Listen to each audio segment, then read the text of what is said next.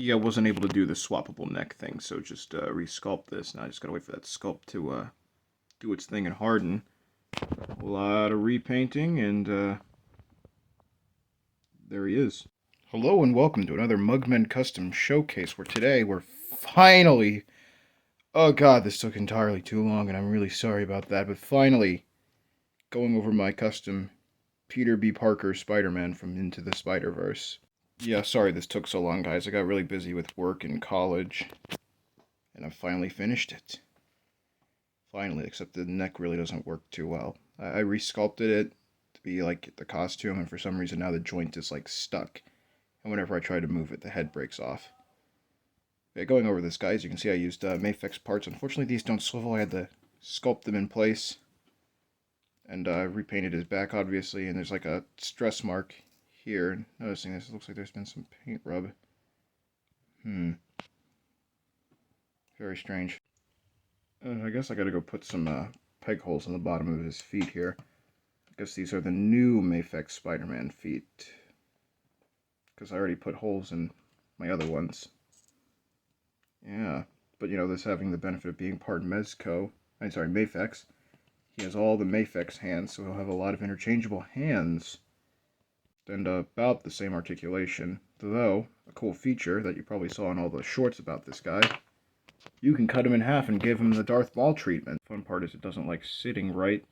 Sometimes it'll just jut out more than it's supposed to. But yeah, no, you can give him alternate legs and waist so he can be sweatpants wearing Peter B. Parker. And of course, he has the Spider-Verse head, which I resculpted to fit, but it seems that sculpt isn't perfect because it's still loose on there.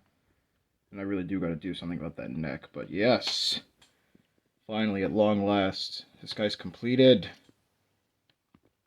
Yeah, well, let's go over the articulation, actually.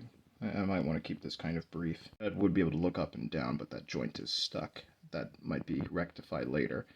The diaphragm goes that far forward, more so than I think it usually did, because it's not in there quite like the way it used to be, and goes back pretty far as well. Then, of course, at the waist, hinge that far forward and that far back, at least with these legs. That's about the same back, and maybe slightly more forward, but with both joints working, it's pretty good, though unstable. Next time I do one of these, I gotta remember to make the legs skinnier, or at least try. I didn't. And maybe instead of doing the interchangeable thing, just put it in place. Like, just one or the other. And this system of swappable stuff is cool, but I don't know how many more of these little magnetic Spider-Man figures are running around, because that's what I used. I took that thing apart so I could put it in that little magnet ball thing right there. So then, you know, it'll stay. Sorry, at the arms, no butterfly joints, but this rotates fully. Goes out about this far. I have a camera tripod. How come I never use it? Like, ever. Yeah, there, check it out. Camera tripod. So yeah, his arms rotate full 360, go up about that much. Bicep swivel, which does chip the paint. Double jointed elbows. Since it's an import figure, it's got these, out of focus. You know, the import figure joints where they rotate at the wrist and rotate at the hand and then hinge, depending on how you have that twisted either up or, you know, down or whatever this is, in and out. It's got a thigh swivel that doesn't go full 360 but goes good enough. Drop down hips, which go out about that far. Can kick forward. Well, you can go full 360 when they're out, but when they're in, it's this far forward and the legs popping out. He goes that far back. Double jointed knees, go about that far. Ankles rotate, go this far up, this far down, and that Hasbro style and ankle pivot until that happens. You know, pretty decently articulated outside of that neck I'm going to try to fix.